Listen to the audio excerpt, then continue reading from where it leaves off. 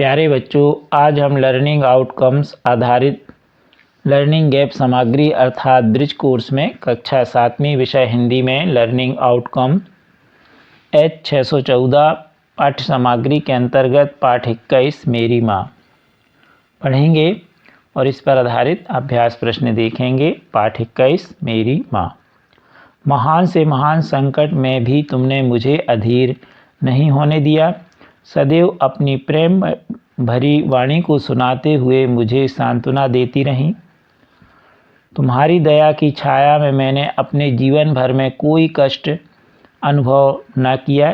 इस संसार में मेरी किसी भी भोग विलास या ऐश्वर्य की इच्छा नहीं, केवल एक इच्छा है, वह यह है कि एक बार श्रद्धापूर्वक तुम्हारे चरणों की सेवा करके अपने जीवन को सफल बना लेता, किंतु यह इच्छा पूर्ण होती नहीं दिखाई देती और तुम्हें मेरी मृत्यु की दुख भरी खबर सुनाई जाएगी। माँ, विश्वास है कि तुम यह समझकर धैर्य धारण करोगी कि तुम्हारा पुत्र माताओं की माता भारत माता की सेवा में अपने जीवन की बलि देवी की भेंट कर गया और उसने तुम्हारी कोख कलंकित न की। अपनी प्रतिज्ञा पर दृढ़ रहा। जब स्वाधीन भारत का इतिहास लिखा जाएगा तो उसके किसी पृष्ठ पर उज्जवल अक्षरों में तुम्हारा भी नाम लिखा जाएगा। अब देखेंगे इस पर आधारित अभ्यास। 1, दिए गए गद्य खंड में रेखांकित शब्दों के अर्थ लिखिए। अधीर, अधीर का मतलब है व्याकुल। सांत्वना यानी ढाढ़स या दिलासा देना। ऐश्वर्य यानी प्रतिष्ठा। भोग विलास यानी आमोद प्रमोद। उज्ज्वल यानी सुनहरा। अब देखेंगे हम अभ्यास 2।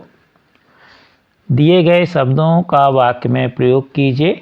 कलंकित, गलत कार्य करने से व्यक्ति कलंकित हो जाता है। बलि देवी, सैनिक हमेशा भारत माता को अपनी जीवन की बलि देवी की भेंट करते रहते हैं। श्रद्धापूर्वक, हम ईश्वर को सदैव श्रद्धापूर्वक नमन करते हैं। सफल, परिश्रम ही व्यक्ति को सफल बनाता है। अगला प्रश्न है, शब्दकोश के अनुसार निम्नलिखित शब्दों को उचित क्रम में लिखिए। अधीर, जीवन, धारण, पुत्र, वाणी और सफल। अब देखेंगे हम अगला उपसर्ग जोड़कर नए शब्द बनाइए। जैसे एक उदाहरण है, परा उपसर्ग है और जय शब्द है, तो नया शब्द बना पराजय। उपसर्ग हमेशा आगे लगाए जाते हैं और प्रत्यय पीछे शब्द के, और नया शब्द बनता है। तो परी, धन, धीन, तो परी में धीन जोड़ देंगे तो पराधीन हो जाएगा। वी में कार जोड़ दीजिए तो विकार। नी में दान जोड़ दीजिए निदान। अनु में मति जोड़ दीजिए अनुमति, और अव में नति जोड़ दें तो अवनति, तो नया शब्द बन गए। अब देखेंगे हम नए शब्द से शब्द और उपसर्ग अलग करना। अब उपसर्ग अलग करेंगे। अभी हमने उपसर्ग लगाया था। उदाहरण है, अनुराग में अनु उपसर्ग है और राग शब्द है। इसी तरह अनुमान में अनुमान।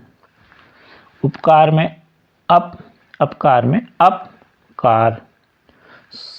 सुजन में सुजन, जो है उपसर्ग हो गया और जन शब्द हो गया। इसी तरह प्रतिदिन में प्रति अलग और दिन। अतिशय में अति और शय अलग, तो अति उपसर्ग हो गया। तो इस तरह उपसर्ग और प्रत्यय हम छांट सकते हैं। अब इस प्रश्न तीसरे में प्रत्यय है। प्रत्यय पीछे लगाया जाता है, जो शब्द होता है उसके पीछे प्रत्यय लगा के नया शब्द। जैसे सजाना में आवट प्रत्यय लगाएंगे पीछे तो उस बन जाएगा सजावट। बनाना में आवट लगाएंगे तो बनावट। पानी में वाला लगाएंगे पानी वाला। दया में प्रत्यय लू लगाएंगे तो दयालु। टकराना में प्रत्यय आहट लगाएंगे तो टकराहट। सम्मान में इत लगाएंगे तो सम्मानित, और दर्शन में ईय लगाएंगे तो नया शब्द बनेगा दर्शनीय। अब देखेंगे दिए गए शब्द में मूल शब्द और प्रत्यय अलग करना। अब प्रत्यय अलग करें, जैसे पुष्पित में पुष्प और प्रत्यय होगा इत। प्रभुत्व में प्रभु होगा शब्द और तत्व होगा प्रत्यय। सजावट में सजाना शब्द और आवट होगा प्रत्यय। मुस्कुराहट में मुस्कुराना होगा शब्द और आहट होगा प्रत्यय। फेरी वाला में फेरी होगा शब्द और वाला होगा प्रत्यय। तो इस तरह हम अलग कर सकते हैं। अब इसमें अगली उसको देखें, पाठ को पाठ्य सामग्री के रूप में पाठ 16 श्रम की महिमा। तुम कागज पर लिखते हो, वह सड़क झाड़ता है। तुम व्यापारी, वह धरती में बीज गाड़ता है। एक आदमी घड़ी बनाता, एक बनाता चप्पल, इसलिए यह बड़ा और वह छोटा, इसमें क्या बल। सूत कातते थे गांधी जी, कपड़ा बुनते और कपास जुलाहों के जैसा ही धुनते थे। चुनते थे अनाज के कंकर, चक्की घिसते थे। आश्रम के अनाज यानी आश्रम में पिसते थे। जिल्द बांध लेना पुस्तक की। तो ये श्रम की महिमा है। अब इस पर हम प्रश्न देखें। दी गई कविता के आधार में आपको निम्नलिखित जो निम्नांकित कार्य है इसमें कला लिखना है। जैसे कागज पर लिखना हाथ से तो हस्तकला। धरती में बीज गाड़ना तो होगा खेती बाड़ी। सूत काटना वास्तुकला और चप्पल बनाना भी वास्तुकला। तो इस तरह से हम इनको लिख देंगे। अगला प्रश्न है, निम्नलिखित कार्यों को करने वाले कामगारों को किस नाम से जानते हैं। कास्ट यानी लकड़ी, कला करने वाला यानी लकड़ी का काम करने वाला तो आप जानते हैं बाढ़ई। मिट्टी के बर्तन बनाने वाला कुम्हार। वस्त्र निर्माण करने वाला दर्जी। वस्त्र निर्माण मतलब सिलना वस्त्र को, कपड़े को। फिर एक खेती करने वाला किसान। सोने के आभूषण बनाने वाला सुनार कहलाता। अब यहाँ एक चित्र बना है, इस चित्र को देखिए और इसमें अभ्यास 3 में कुछ प्रश्न के उत्तर दीजिए। पहला प्रश्न है, दिए गए चित्र में आपको क्या क्या दिखाई दे रहा है। तो दिए गए चित्र में गांधी जी चरखे की सहायता से सूत काट रहे हैं, यानी गांधी जी दिख रहे, चरखा दिख रहा और सूत काटते हुए दिख रहे। अगला प्रश्न है, चित्र में किस महापुरुष को दिखाया गया है। तो आप जानते हैं महात्मा गांधी जी को।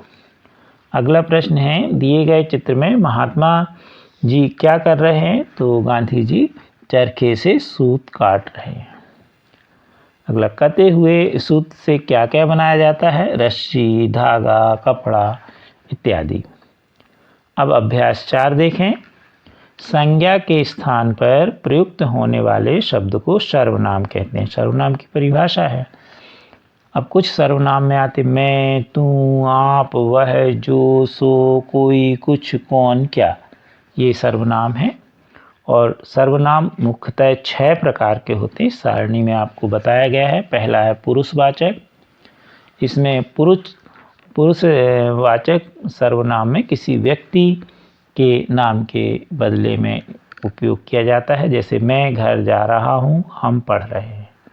निजवाचक में इस सर्वनाम में निज यानी स्वयं का बोध होता है। जैसे राम अपना काम स्वयं कर रहा है। मैं स्वयं यह पुस्तक पढ़ रहा हूँ, यानी स्वयं के बारे में, निजी के बारे में, निज के बारे में जानकारी मिल रही है। निश्चयवाचक सर्वनाम, इस सर्वनाम में किसी निश्चित व्यक्ति या वस्तु के बारे में बोध होता है। वह बालक रो रहा है, यानी बालक के बारे में बोध हो रहा है एक निश्चित। वह लड़की खेल रही है। अनिश्चयवाचक सर्वनाम, इस सर्वनाम में किसी निश्चित वस्तु का बोध नहीं होता। अनिश्चय, आज घर कोई आएगा, कौन आएगा निश्चय नहीं है। टेबल पर कुछ रखा है तो ये भी निश्चय नहीं है। प्रश्नवाचक, सर्वनाम। इसमें प्रश्न करने के लिए इसमें सर्वनाम का बोध होता है। कौन भाग रहा है, प्रश्नवाचक। सर्वनाम। मोहन क्या खा रहे हो। अब है संबंधवाचक सर्वनाम। तो इसमें ये शब्द दो वाक्यों के खंडों को जोड़ने का काम करता है। वाक्य में किसी दूसरे सर्वनाम से संबंध स्थापित करते हैं। तुम जो ना चाहो सो ठीक है। जिसकी लाठी उसकी भैंस। तो इस तरह से ये सर्वनाम हैं 6 प्रकार के और उनके बारे में बताया गया, परिभाषा बताई गई। अगला है प्रश्न, निम्नलिखित शब्दों में सर्वनाम शब्द छांट कर लिखिए। राधा व्यापारी, ग्वालियर, वह, मोहन, मैं, कौन, यह, मकान, कपड़ा, जो, लाया, सो। तो इसमें होगा वह, मैं, कौन, यह, जो, सो, ये सर्वनाम है। अगला प्रश्न है, निम्नलिखित कलाओं में से किसी एक कला पर 10 वाक्य लिखिए। खेतीबाड़ी पर लिखिए, या भवन निर्माण पर, या चित्र बनाना पर। तो आपको इनमें से सभी पे आप लिख सकते हैं। हमने यहाँ ये दोनों प्रश्न एक से हैं, तो इसमें से एक प्रश्न हमने लिया है और खेतीबाड़ी पर 10 वाक्य लिखे। आप अलग से भी 10 वाक्य लिख सकते हैं। खेती-बाड़ी मेहनत का काम है। किसान होना, यहाँ होगा लिख गया है तो होना कर लीजिए। किसान होना गर्व की बात है। किसान खेतों में सबसे पहले मिट्टी तैयार करता है, उसके बाद सिंचाई करता है, बीजारोपण और उर्वरक डालते हैं, खरपतवार साफ करते हैं, समय समय पर सिंचाई करते हैं, फसल पकने पर उसकी कटाई करते हैं, फसल के बीजों को भूसे से अलग करते हैं। भारत एक कृषि प्रधान देश है। ऐसे आपको 10 वाक्य लिखना है, तो आप कोई भी 10 वाक्य लिख सकते हैं। अगला प्रश्न है, निम्नलिखित सर्वनाम कहाँ कहाँ प्रयुक्त होते हैं, ये आपको बताना है। प्रश्नवाचक। तो अभी आपने जो एक सारणी देखी उसमें सभी की परिभाषा 6 ही प्रकार के सर्वनाम की लिखी है। तो प्रश्नवाचक के लिए है, प्रश्न करने के लिए इस सर्वनाम का प्रयोग करते हैं। अनिश्चयवाचक, इस सर्वनाम से किसी निश्चित वस्तु का बोध नहीं होता। पुरुषवाचक, पुरुषवाचक सर्वनाम में किसी व्यक्ति के नाम के बदले उपयोग किया जाता है। संबंधवाचक, ये शब्द दो वाक्यों खंडों को जोड़ने का काम करते हैं, वाक्य में किसी दूसरे सर्वनाम से संबंध स्थापित करते हैं। अगला प्रश्न है, दिए गए सर्वनाम के आधार पर दो वाक्य तालिका में जो ना हो उनसे उदाहरण लेके आपको लिखना है। निजवाचक में है, मैं काम अपने आप कर लूँगा, आपको कोई परेशानी तो नहीं। अगला है निश्चयवाचक, आज कल वह ज़्यादा बोलती नहीं। अगला, वह एक बार फिर 10वीं में प्रथम आया। प्रश्नवाचक, क्या राम पास हो गया। अगला, तुम कहाँ जा रहे हो। तो इस तरह से ये आपके उदाहरण हो गए दो। कृपया आप हमारे चैनल को शेयर सब्सक्राइब अवश्य कीजिए। Thank you.